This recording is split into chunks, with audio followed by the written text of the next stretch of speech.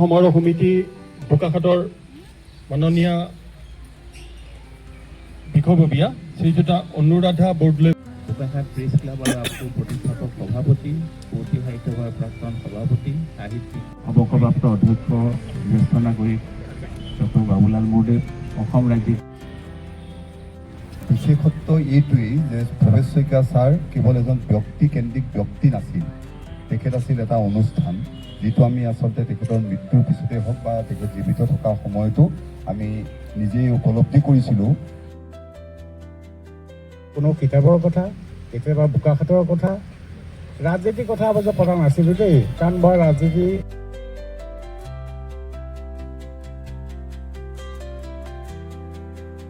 অন্তৰ্দ্বন্দ্বৰ কথাটোকেই যেন তেওঁ আমাৰ মনৰ কথাটো ক'লে।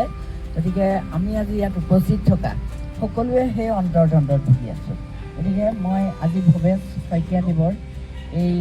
৯৭ সংখ্যক জন্মদিনত তেওঁলোকৰ সপোনৰ যিখন বোকাখাট তেওঁলোকে গঢ়ি থৈ গৈছিল, সেই সপোনৰ বোকাখাটখন যাতে ৰাতি দেখা সপোনটো নহয়, দিঠকৰ সপোন হৈ থাকে, তাৰ বাবে আপোনালোক সকলোলৈকে মই অনুৰোধ জনাওঁ। সোভিয়েট দেশ ৰাজুগা প্ৰকাশনৰ গ্ৰন্থ প্ৰগতি প্ৰকাশন মস্কোৰ দ্বাৰা প্ৰকাশিত সেই ল'ৰালিতে এনে কিছু গ্ৰন্থ হাতত তুলি দিলে, যিবোৰ গ্ৰন্থই গোটেই জীৱনজোৰা মোক আজিৰ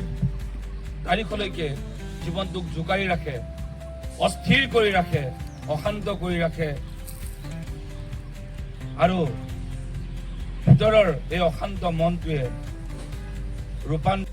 কিন্তু ইমানখিনি কামৰ লগত যে তেখেত জড়িত হৈ থাকিব পাৰিছিল, এনেকৈ যে বৈদেহী আত্মাই বিদায় মাগিছে যদিও তেখেত বোকাখাটীয়া ৰাইজৰ মাজত চিৰস্থায়ী হৈ থাকিব, আৰু তাৰখিনি যিখিনি বিবেচনা কৰিছে আপোনালোকে, সেইখিনি মই বৰ উৎসাহিত হৈছোঁ সেইখিনিৰ পৰা। আৰু সেইখিনিৰ কাৰণে আপোনালোকে আমাৰ পৰিয়ালটোৰ ওপৰতে নিৰ্ভৰ নকৰি আপোনালোকে মাজে মাজে দিহা পৰামৰ্শ দি সহায় সহযোগ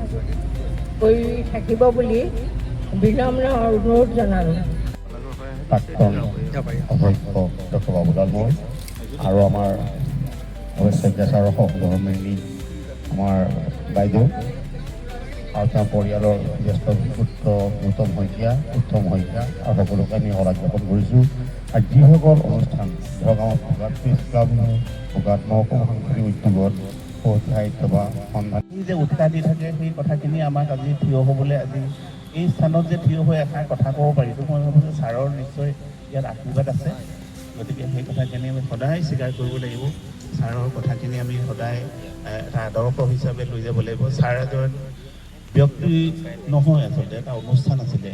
বিভিন্ন বিষয়, বিভিন্ন কথা, এই বুৰঞ্জীবিলাক, এই বোকাখাটৰ যিটো